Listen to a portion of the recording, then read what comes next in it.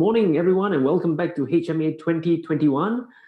Before we get to our next session, just a reminder that today is the last day you can take part in our contest to stand a chance of winning some amazing prizes. So do go check out the contest tab on your platform as well as the event feed for more information. All right, let's get straight into our next session where we will be looking towards the next decade of healthcare transformation. So how will digital solutions such as clinical pathways, artificial intelligence, and virtual care solutions, how will they become the key enablers of today?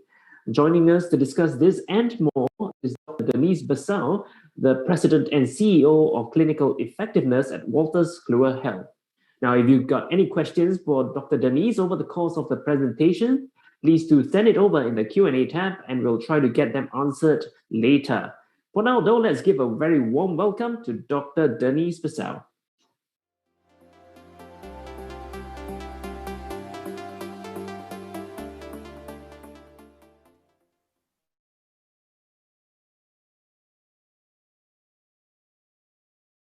About the next decade of what I see as tremendous opportunity for healthcare transformation.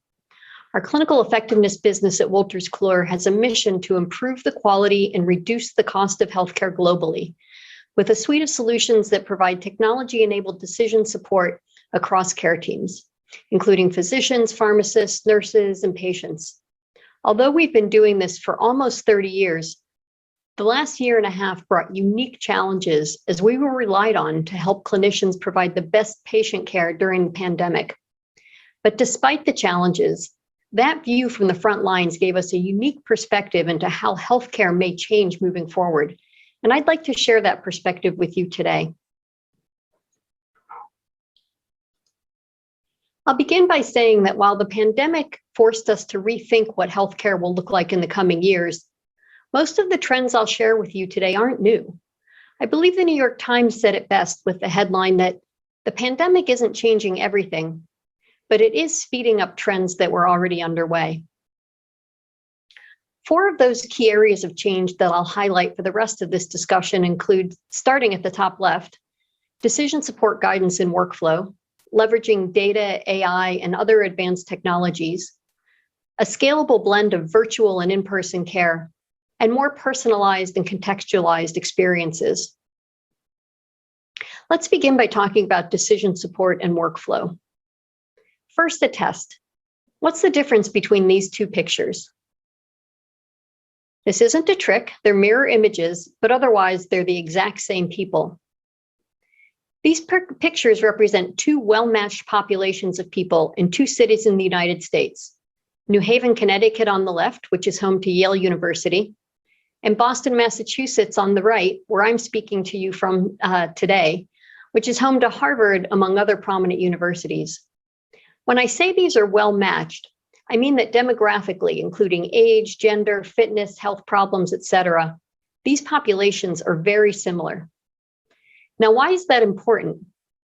Because if these populations are so similar, why is it that people from New Haven are twice as likely to have bypass surgery than people from Boston, while people from Boston are twice as likely to have carotid artery surgery as people from New Haven? We don't necessarily know which scenario is right, but that isn't the point.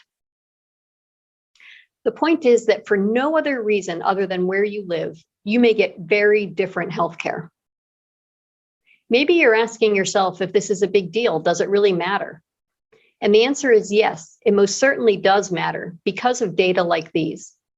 This was a landmark study published in the New England Journal of Medicine that found that patients only receive about half of the recommended processes in care, both from overuse of resource and underuse of resources. Another name for this phenomenon of patients receiving different care based on where they live or which doctor they see is unwanted variability in care. We call it unwanted because it's a major problem in healthcare. It's a significant contributor to skyrocketing healthcare costs globally, and it's also a primary cause of medical errors and poor quality healthcare. In the UK, they've called unwanted variability in care the postcode lottery. Depending on where you live in the UK, you may have a very different chance of being diagnosed with cancer early, of receiving emergency care, dementia care, or prompt treatment of a stroke. I think if we told patients that their healthcare was dependent on the lottery, there would be much more urgency to solve this problem. Now, it's common knowledge that the United States spends more on healthcare than any other country in the world. What may be less commonly understood is that about a quarter of that is estimated to be wasted spend, and a significant percentage of that waste is due to unwanted variability in care. Waste is prevalent in every country. A few examples in Asia Pacific include more than 22 billion Australian dollars estimated to be wasted on ineffective care, 30% of healthcare costs in Malaysia due to waste and unnecessary tests, and 20% of medical expenses in Korea on unnecessary hospitalizations and surgeries. Now, we all understand unwanted variability in care is a problem, and there's no doubt that it's leading to both poor quality and high-cost care. But solving that problem is complex, and that complexity is illustrated here. This is an excerpt from an academic research paper and now book by the Nobel Prize-winning economist Daniel Kahneman, who also wrote the famous book, Thinking Fast and Slow. In this particular work, Dr. Kahneman describes the concept of noise, which is pretty much the same thing in healthcare as we call unwanted variability. The picture with targets highlights what this means. Imagine you have many people shooting arrows at a single target. In the upper left, labeled A, the shooters are all very accurate. In the lower left, labeled C, there's good consistency between the shooters, but all of them are biased in their shots. Maybe they're all using faulty arrows that impact their accuracy. The upper right, labeled B, is the interesting one. Everyone is shooting at the same target, but they're missing in random ways. This is noise. Substitute a medical diagnosis for a target, and you have unwanted variability in care, with everyone seeing the same patient, but making a different decision for a variety of reasons. The main conclusion of Dr. Kahneman's work is that anytime you have human judgment, there's noise, and usually more noise than you think. By the way, this was an excellent book if you want to learn more about noise in healthcare and a number of other industries. Now, of course, human judgment is a critical component of medical care. The challenge is, how do we reduce the noise from that judgment? How can we bring more consistency to clinical decision-making? One very successful means of improving physician judgment is by providing evidence-based decision support to clinicians while they're making critical decisions.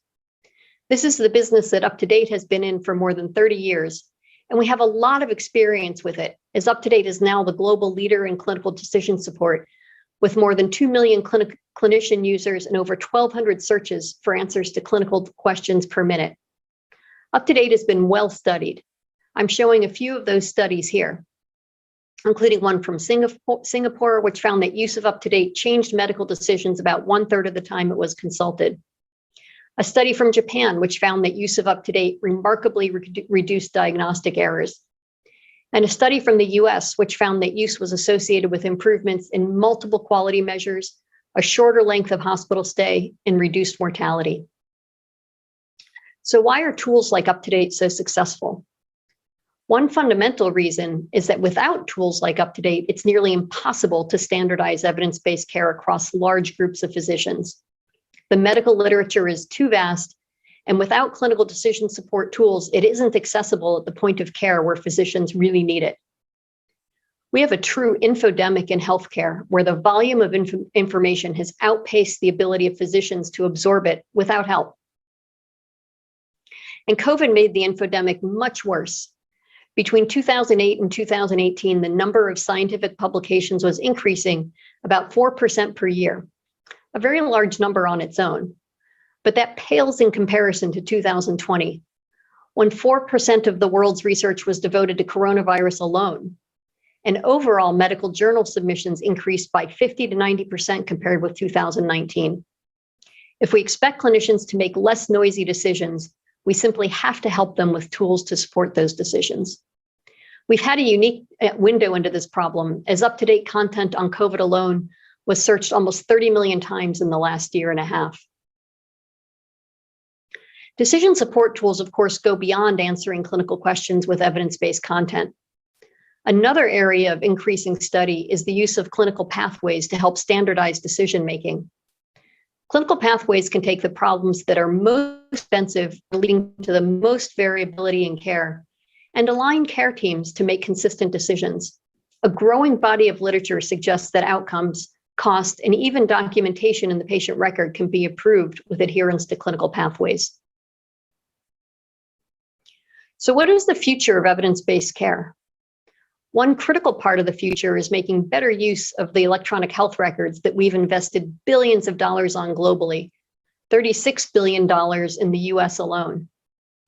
Rather than helping, most EHRs, in fact, make lives more difficult for physicians and other healthcare providers.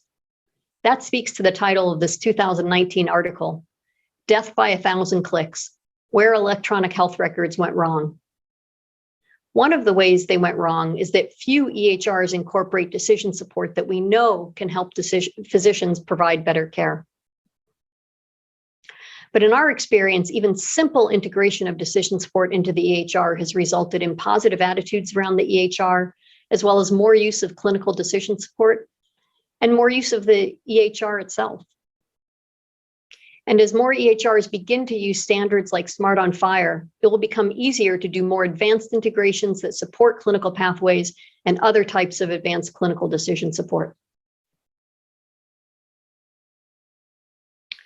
Now, the next area where we're likely to see significant changes in healthcare is around personalization and contextualization of experiences to enable more targeted patient care. First, what do I mean by personalization and contextualization? We all experience this every time we make a purchase online and the website makes a recommendation for us based on our purchasing behavior. Or we see an online ad based on what we've previously searched. Contextualization helps you better understand a situation. It's raining, therefore you need an umbrella. Personalization adds more data to that context to gain additional insights. We already know it's raining. Now we see that Mr. Jones looks wet, therefore he must need an umbrella. Personalized and contextualized experiences are beginning to have broader appeal in healthcare, and the importance is likely to grow. Now, this could be a topic of an entire presentation on its own, but I'm going to focus on just two areas of personalization and contextualization: medication therapy and real-world evidence. First, let's talk about the problem we're trying to solve. In 2017, the World Health Organization launched an initiative called Medication Without Harm, based on some pretty alarming data regarding medication errors. Globally, medication errors cost $42 billion annually, or 1% of global healthcare expenditure. Medication errors cause at least one death per day in the United States and injure another 1.3 million people globally. And most of these errors are preventable system failures. Medication errors occur despite the fact that clinical decision support systems that screen for prescribing errors and computerized provider order entry, or CPOE, have been widely available for more than 20 years.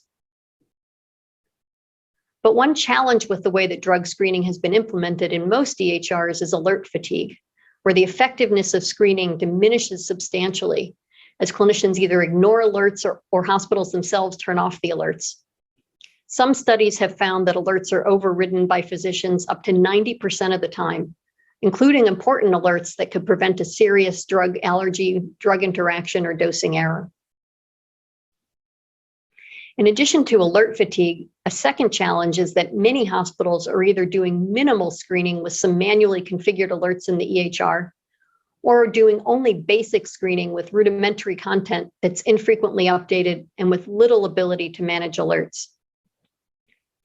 In fact, most hospitals outside the US are currently performing only level 1 or level 2 screening, which does not make use of sophisticated content or algorithms to provide personalized drug screening, and which likely has little impact on clinical outcomes. In contrast, level 3 screening is currently available and has a high sensitivity and specificity of alerting, which not only reduces alert fatigue, but also improves clinician adoption and leads to fewer prescribing errors and reduced cost. A good example of the effectiveness of level 3 screening is a case from NCKU, a leading public university hospital in Taiwan. They've been using their own homegrown system for level 2 screening of all prescriptions in the hospital for many years. They added level 3 screening with Medispan for just a subset of drugs in the nephrology department that were reviewed by their pharmacists. Despite the limited application of Medispan, the additional screening saved $20,000 over 3 months by preventing adverse drug events and prolonged hospital stays. And with the tools afforded by the more advanced screening, they were able to reduce unwanted alerts from 20% to 7% over the 3 months of the study. As exciting as these results are, though, the next generation of drug screening is already available in some settings, where we can make full use of contextual and personalized screening to provide the best drugs for an individual patient.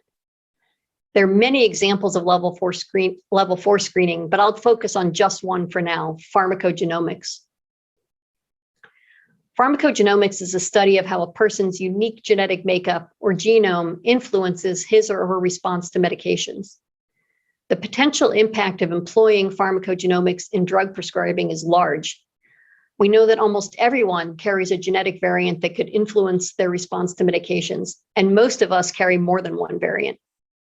In the United States, the Food and Drug Administration, or FDA, has already addressed the use of genetics in prescribing in more than 260 drugs. We also know that in the US alone, around 74 million adults and 5 million children receive medications that could be influenced either in dosing or in choice of drug by the patient's genetic biomarkers. And if we just follow the money, pharmacogenomics testing and prescribing is expected to be more than a $10 billion market in the next 4 to 6 years. Why is there so much interest in pharmacogenomics? Simply stated, because personalized medication therapy improves outcomes. Pharmacogenomics testing has been particularly active in psychiatric drugs and oncology, but has applications in multiple settings. I'm giving just a few examples here, with improvements in response to antidepressants in the first 2 examples, reduction in drug toxicity and adverse events in the second 2, and lower risk of hospitalization in the final study. I think it's fair to say that we're only in the early stages of pharmacogenomic testing and precision drug screening, but this is likely to evolve dramatically in everyday practice in the coming years. Another look to the future of personalized medicine is real-world evidence. Real-world data refers to health data that's generated outside of a clinical trial during routine clinical practice. That data may come from a variety of sources. The most common source is the electronic health record. But in the US, we also have claims and billing data, and globally there are disease registries, information on patient-supported sites, personal devices, and a host of other healthcare applications. When we talk about real-world evidence, we're referring to the analysis of that real-world data. I probably could have included the discussion of real-world evidence in the last section around injecting decision support into workflow, but I chose to include it in this section on personalized healthcare because using real-world evidence has the potential to allow us to mimic patient characteristics more closely than typical clinical trials. One of the challenges of evidence-based medicine is that frequently the patient sitting in front of the doctor doesn't look exactly like the patient studied in randomized controlled trials. So while real-world evidence doesn't replace clinical trials, it does hold the promise of providing data that are relevant for very specific patient characteristics that may not otherwise be studied in a standard research setting. Real-world evidence, while relatively new in healthcare, is not new in other industries. If we look to the airline industry as an example, the analog would be use of e-controls or sensors in airplanes, which send real-time data back for analysis, and that data is used to keep planes safe in the air while also informing the next generation of product design. Now, all of this sounds great for airplanes, but can we also use it in medicine? The answer is yes, but we have to use it carefully, and COVID helped highlight why. I already mentioned that the number of publications increased by 50 to 90% during the first year of the pandemic. And given the speed with which we were all seeking information, some of that information was based on real-world data rather than our gold standard randomized controlled trials. that real-world data was critical in some circumstances, but the case of hydroxychloroquine demonstrated why we need to use caution. First, in a study published in France, the investigators used data from more than 1,000 patients treated with the drugs hydroxychloroquine and AZT and observed a very low death rate, only 0.5%, which led them to conclude that the treatment was effective. But as we learned more during the pandemic, we realized that age is the strongest predictor of mortality from COVID-19. And in the French study, the average patient age was less than 44 years, which was likely the explanation for the lower mortality, not that the drugs themselves were effective. And finally, the prominent journal Lancet was forced to retract a study in which the investigators analyzed real-world EHR data on the adverse effects of hydroxychloroquine from 96,000 patients in 671 hospitals across 6 continents. But it had to be withdrawn because critics raised questions about oddities in the data and asked for more details on the origins, which the investigators were not able to provide. Another challenge with real-world data or a learning healthcare system like we see in the airline industry is our global readiness to provide and evaluate this information. The European Medicines Agency published this report in 2018 on the readiness of electronic health record systems in OECD countries to contribute to national health information and research.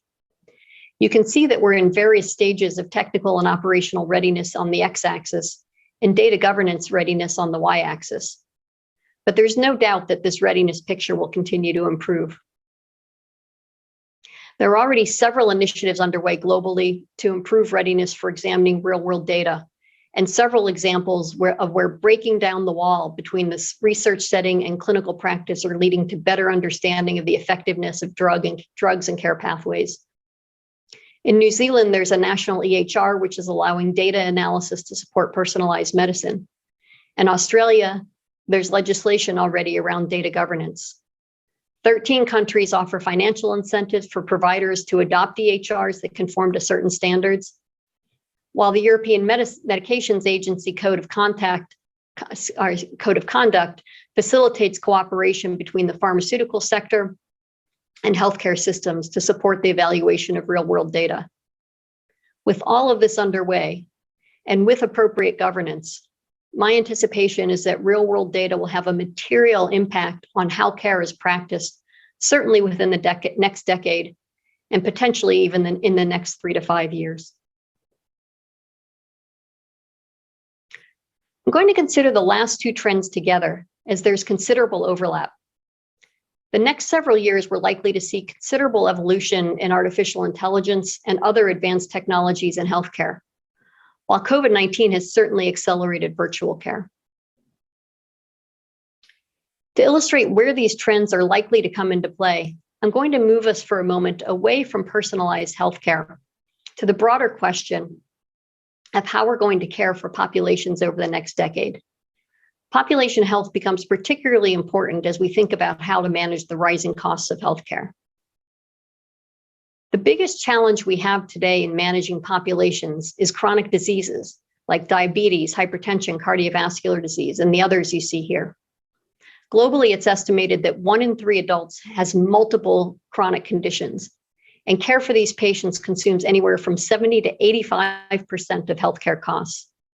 But the situation is even worse than this, because it's also been estimated that globally, 3 in 4, or 75% of older adults have multiple chronic conditions. And that population of older adults with multiple chronic conditions is growing. In 2017, there were 962 million adults over the age of 60, while over the next 40 years, that number will grow to 2.1 billion. Now, in addition to the expense of caring for this group with a high likelihood of multiple expensive chronic conditions, we also have to ask the question, who will care for these patients? Even if we only take a 10-year view, by 2030, there will be a global demand for 80 million healthcare workers. But the global supply will fall well short of that, with an estimate of only 65 million available healthcare workers. This means that technology is going to be critical to manage and engage these patients at scale. We'll talk about what those technologies may look like in a moment, But before we do that, we should talk about one more micro trend that's driving technology innovation in healthcare, and that's the rise of virtual care. This is a view of the growth in telehealth visits in the United States stimulated by COVID-19, where there was a peak in April of 2020 that's now stabilized. But even at that stabilized rate, we're still at a remarkable 38 times the level of telehealth visits that we saw before the pandemic began. Those telehealth visits span a wide range of conditions and specialties, with a particularly high percentage in behavioral health, including psychiatric conditions and substance use disorder treatment. And globally, the telemedicine market is expected to grow at a compounded rate of 26% between 2020 and 2027, reaching $400 billion in 2027. Telemedicine is a component of a broader category of virtual care or digital health that will most certainly grow in the coming years. This model of virtual care was developed by the Advisory Board, which is an analyst firm in the United States. They divide it into synchronous care, which includes traditional telemedicine as we typically think about it, and asynchronous care, which is a form of virtual care delivery in which patients and providers exchange information in a series of one-way interactions. Patients send their symptoms, medical history, and/or biometric information to an application or directly to a provider. The provider or an artificial intelligence application then reviews these details and weighs potential care decisions. I'm excited about asynchronous virtual care for a few reasons. First, it makes use of technologies that can extend the reach of healthcare providers and potentially relieve some of the burden of staffing shortages. I'll show you an example of that in a moment. Second, it has the potential to dramatically change traditional models of care that currently depend on seeing patients on an episodic basis to a more contemporary model that recognizes that we can have a better picture of our patient's health if we move beyond the hospital or clinic setting. Finally, virtual care has proven to be popular for patients and has the potential to have them engaged more fully in their healthcare. Now, I'm not the only one excited about virtual care or digital health. Investment overall is accelerating, with venture capital investments in the first half of 2021 exceeding all of 2020 in the US, with the primary investment in telemedicine, but also in a variety of other digital technologies and data. Investment is, of course, not limited to the US. The telehealth market in the UAE is forecast to reach over $530 million US by 2025, with investments in the virtual visit market, mHealth apps, and wearables and virtual clinics and hospitals. The good news is we're beginning to see outcomes data on digital medicine programs. Ochsner is one of the leading healthcare systems in the southern United States, caring for a diverse patient population. They developed a digital medicine program for chronic conditions. Here I'm showing you data from the diabetes and hypertension programs. The programs combine digital tools that patients use in their home with dedicated teams of pharmacists and other non-physician healthcare providers who monitor these patients and follow strict care pathways to adjust treatment regimens. This program is interesting for a number of reasons. First, it's using technology to monitor patients at home rather than relying on episodic blood pressure or blood sugar measurements in the clinician's office. Second, it's making use of non-physician healthcare providers to address the provider shortage we spoke about earlier. But most interesting is what I'm showing you here, which is that the program is very effective. 79% of patients enrolled in the digital medicine program achieved blood pressure goals in 6 months, versus only 26% receiving usual care. Similarly, 81% of patients enrolled in digital medicine for diabetes achieved their blood pressure goals at 6 months, compared with 62% of patients receiving usual care. And despite the fact that patients were supplied with digital equipment at home for free, the program saved money. Europe is anticipated to be the second largest region in telemedicine market share due to changing government guidelines for the use of digital health and the rising prevalence of chronic diseases. One challenge in the UK was the large number of dermatology visits that were taking a long time to schedule because they were overwhelming the number of dermatologists available, while at the same time delaying the diagnosis of skin cancer. What I'm showing you here is a program called Telederm in the UK, which allows GPs or nurses from the National Health Service to submit a history and a dermoscopic image using the device you see in the picture. This enables physicians to provide an accurate assessment of skin lesions while saving time in a costly dermatologist appointment. Most assessments are reported in 24 hours, which helps reduce patient anxiety when compared to having to wait for an outpatient appointment. And in cases diagnosed as benign, the patient can be reassured and referral to a specialist can be avoided. The program has been very effective and well liked and accepted by both patients and clinicians. As we're developing new workflows to support virtual care, the other area of excitement is the ability to inject clinical decision support for clinicians, plus education for patients right within the virtual care workflow. This is something we're partnering with alongside a major telehealth provider, Doximity, to help redefine what the optimal virtual care workflow will look like. Healthcare didn't get workflow right when we first implemented electronic health records, but we have a second chance with virtual care. And as healthcare organizations, we owe it to both clinicians and patients to get it right this time. I'll now close the presentation where we started. Given the acceleration and acceptance of virtual care due to COVID, the overall investment in home digital monitoring and other types of remote care, the use of data to provide more personalized experiences, and the evolution of clinical decision support and workflow, we're likely to see dramatic shifts in the way care is delivered, particularly for chronic conditions, over the next 3 to 5 years. In my opinion, these changes will be more substantial than any we've seen in the modern era of medicine. It's a great time to be in healthcare, and it's a fantastic opportunity for leaders of health organizations to be at the forefront of change. Vision and leadership will be needed to improve the quality of care, reduce the cost of care, and ensure that healthcare is a high reliability industry that our patients deserve. And now I'm happy to take some questions.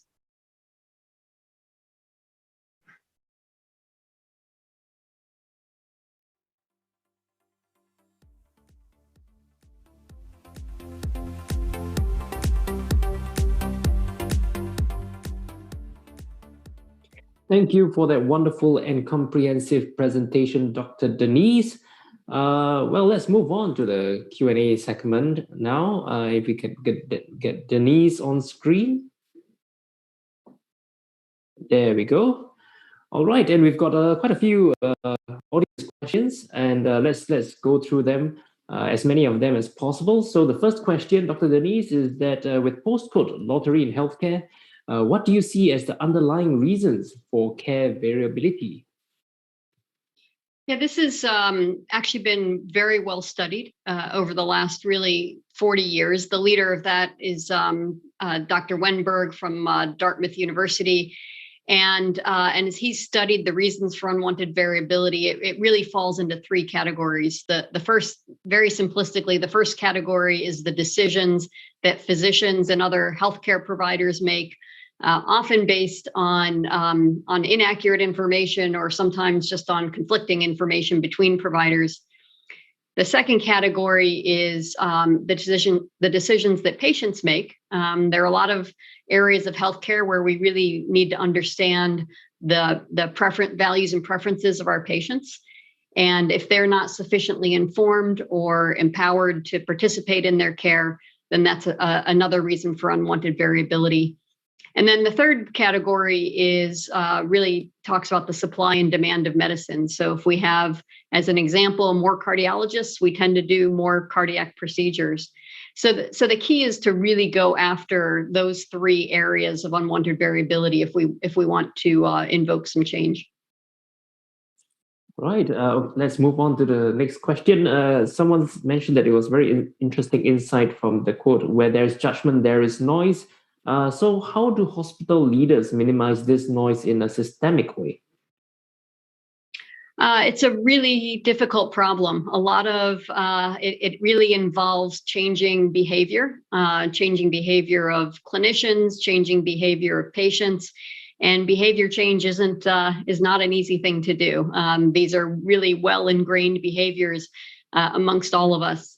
So I think we have some examples of where there's been success in changing clinician behavior and patient behavior with tools like decision support, clinical pathways, the types of things that try to make sure that we're not only making the best evidence-based decisions, but that the tools to help make those decisions are available to all clinicians, so they're making the same decisions and they're readily available in workflow. So that's kind of one area.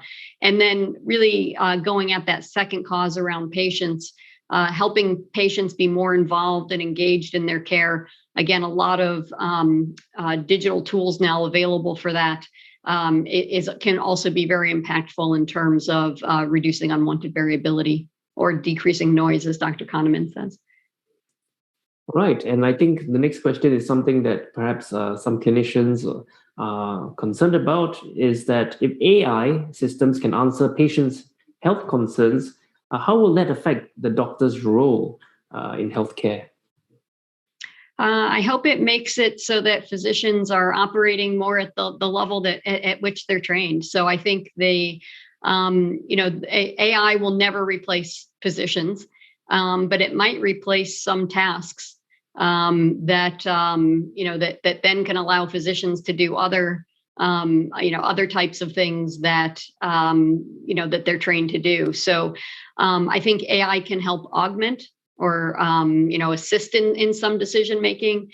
It probably has the earliest applications have been in visual sorts of things, whether that's in radiology, in looking at different types of images. I think that's one early application. In most other circumstances, it's really about assisting with decision making. But in all cases, it's not a replacement. It's just perhaps a shift in some things that we do, or certainly just helping augment what we do. All right, and we've got this question from Edwin Dizon, who asked, asynchronous care can help jumpstart elective surgeries via remote second opinion consults. What are your thoughts on implementing this strategy? I think there's a lot of application for digital tools in surgery, not necessarily the surgery itself, but there are a lot of automated tasks in surgery that have been very well studied, that if we do them consistently and do them well, it improves outcomes from the surgical procedures and reduces length of stay, prevents readmissions, all of those sorts of things. So we have very good data on this. And so some of the things that we can do at home to help patients prepare for surgery, even psychologically to prepare for surgery, can help improve outcomes. So I actually think that this is an area that's very ripe for using some of these digital tools. All right, we've got a question from Wei Kia Fong, and he asked, how can UpToDate merge with the EMR to provide clinicians with some evidence-based suggestions? It's very interesting. I mean, it's already possible. So I think one of the most interesting things to me is, as I've seen this field evolve over many years, is that even very simple implementations or simple integrations into the EMR, if we just remove clicks from the physician workflow, it really helps drive use of these sorts of tools. So we don't have to do very fancy things. In other words, just making things visible within the workflow encourages use of these sorts of resources.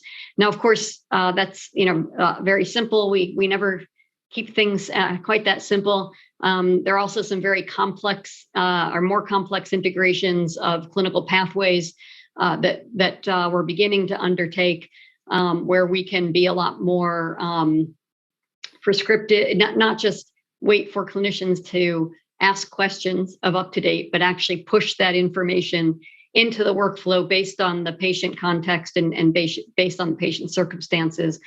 So in other words, decision support even when clinicians don't know that they have a question. So we're already beginning to do some of that. It's in the much earlier stages than the simple type of integrations that I talked about, but it's already happening. Right, great. Okay, let's move on to the next question. And someone asked, where do you see the future and application of precision medicine? Is this different from contextual and personalized care?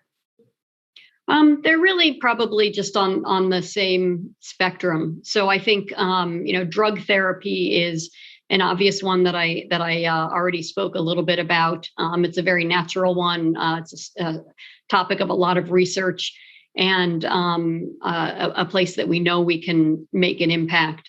But I think anytime that we can get closer to individual patient circumstances, I mentioned this when we talked about real world evidence where, randomized controlled trials always have been and likely always will be the gold standard for evidence-based medicine. But there are simply questions that randomized trials won't address. And a lot of the times our patients don't look like what they look like in randomized controlled trials. So the ability to find patients that look like our patient by combing through EHR data, I think is a really interesting one. Again, as I said in the presentation, we have to be very careful about how we use that because there's danger if it's not done well. But if done well, it has a real chance to expand the evidence base and get a lot more precision type of care even beyond medication therapy. Right, great answer. And earlier in on Tuesday in the conference, we spoke about infodemic with COVID-19, and this user asked, with the infodemic and the vast amounts of information out there, how have you and up to date had to adjust to ensure that you are still delivering the latest evidence-based care medicine? Yeah, it's a great question, and it's been a fascinating journey over the last year and a half. I think it in some ways we were incredibly well prepared for it because we've been doing this for 30 years, and in many ways it presented a challenge like we haven't seen in 30 years. So I think staying true to what we do well, which is critically evaluating the evidence, has been really important. And it was tough because we had a lot of clinicians asking us questions, needing answers to those questions because they had patients sitting in front of them. And there's the desire to answer those questions, but we still have to be transparent about whether we have very strong evidence to answer those questions or weak evidence. We always try to answer them, but certainly early on in the pandemic, the evidence was very weak for most of the questions we were answering, and it got stronger as time went on. So I think we certainly had to expand the type of evidence that we were evaluating, a lot more preprint journals, or what we would call more gray literature, some real world data that we were getting access to and needing to assess. But the general principles of how we assess that data and draw conclusions were really no different than what we've always done. All right, we've got more questions, but unfortunately we've come to the end of, we've run out of time. So Dr. Denise, I'd like to thank you for taking the time out to speak today to answer these questions. And if you can, do go onto the platform later and answer these questions personally. So thank you again, Dr. Denise. And Dr. Denise Bassau is, of course, the President and CEO of Clinical Effectiveness at Wolters Kluwer Health. Thanks very much. It's been my pleasure. All right. And of course, if you'd like to reach out to Dr. Denise or anyone from a team at Wolters Kluwer Health, please do so by clicking on the sponsors tab on the HMA platform, and they'll be more than happy to connect with you. We'll take a short break now, but do join us again in 5 minutes, where we will learn more about how to use performance data to drive quality improvement in hospitals. So do stay tuned for that, and I'll see you soon.